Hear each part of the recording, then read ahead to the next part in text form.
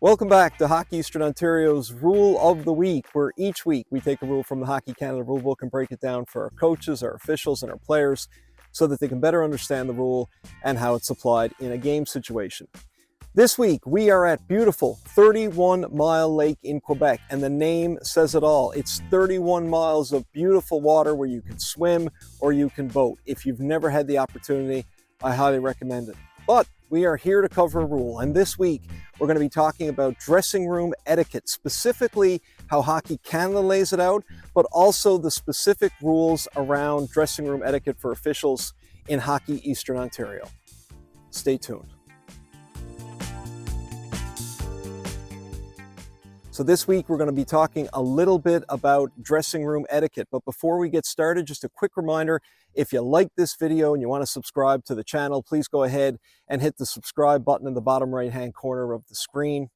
If you have any suggestions about videos you'd like to see, you can also leave a note in the comments below or send me an email, which will show up at the end of the video. With all that being said, let's talk a little bit about dressing room etiquette. While each member has their own dressing room policy, the basic elements are the same. The core points of a dressing room policy for Hockey Canada is that individuals of all genders and ages should have an equal right to the dressing room. When individuals of different genders are sharing space, all persons should be wearing a minimum of a shirt and shorts or tights. This same applies for minor and adults sharing the same space. Dressing and showering should be done in separate rooms or in shifts. All participants and administrators are responsible for working together to implement this policy. What does this mean for officials? Well, ideally you would arrive to the arena wearing your minimum base layer attire. If the arena has a single dressing room with multiple games, it is important to arrive early to ensure adequate time to dress. This includes both for yourself, but also for officials coming off the ice. I know as a senior official, if I'm working with a minor, I will try to arrive a few minutes earlier than usual so that I can change into my base layer before they arrive. That way, when the minor arrives, I can then leave the room to give them time to get dressed. Don't be afraid to have conversations with your fellow officials.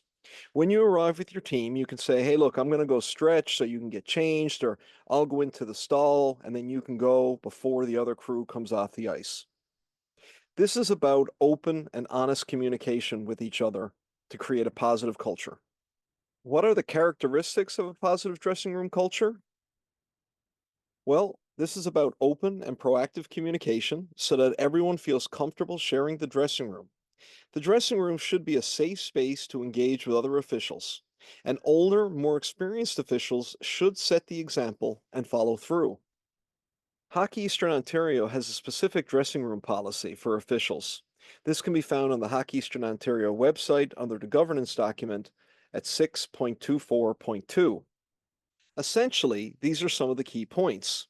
When the dressing room door is closed, knock, announce your intention to enter, and obtain permission prior to entering. With the door locked, officials of one gender should change while the others wait outside, and vice versa. This is also the same procedure to follow in the cases of an adult and a minor using the change room. The dressing room key should remain in the dressing room with the person changing. Once all officials are ready, the door should be propped open before game time. If there is only one adult with a minor, where possible, there should be a third person present in the dressing room.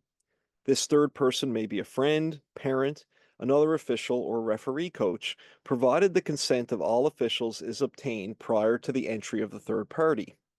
When it is not possible to have a third party present in the dressing room, the door is to remain unlocked and propped open. For on-ice officiating crews, mobile phones or tablets are permitted in the dressing room for the sole purpose of performing their duties in an accurate and timely manner. Notification and consent will be required from the other officials that are present in the dressing room prior to the device being used. This falls under 6.1 Portable Digital Devices Policy in Hockey Eastern Ontario. Any violation of this protocol or behavior deemed inappropriate to a reasonable person while in the official's dressing room or during the course of officiating the game must be reported to the appropriate district RIC, league RIC, HEO assistant RIC, or HEO RIC. If the person would otherwise prefer or is not comfortable proceeding directly to an RIC, they are encouraged to report the incident to someone they trust as soon as possible. The report to the appropriate RIC may be made through a third party, but must still be submitted to the appropriate RIC or referee in chief. The dressing room policy is really designed to protect officials of all ages. When I started officiating over 30 years ago, no such policy existed. There were times as a kid when I would change in the dressing room with older adults. I didn't always feel comfortable, but I really didn't know what to say or how to handle a situation like that because it really wasn't discussed. Thankfully, that isn't the case anymore. The policy is really designed so that we can be open and honest with each other and create a positive environment in the dressing room. Minors shouldn't be changing with adults. Males shouldn't be changing with females. If you are a person that is uncomfortable changing the dressing room with other people, even if those conditions are not met, just feel free to say, hey, look, do you mind if you step out while I change? And the other person should do so without complaint. We really want adults to take the lead on this, take a leadership role and open that communication so that we can create a positive space for everyone in the dressing room. If you have any questions about this video or any of the videos in our series, please don't hesitate to reach out to me. My contact information is below, or you can reach out to your association or district referee-in-chief. I'm sure they'll be happy to help you.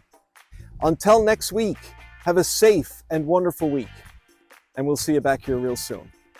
All the best.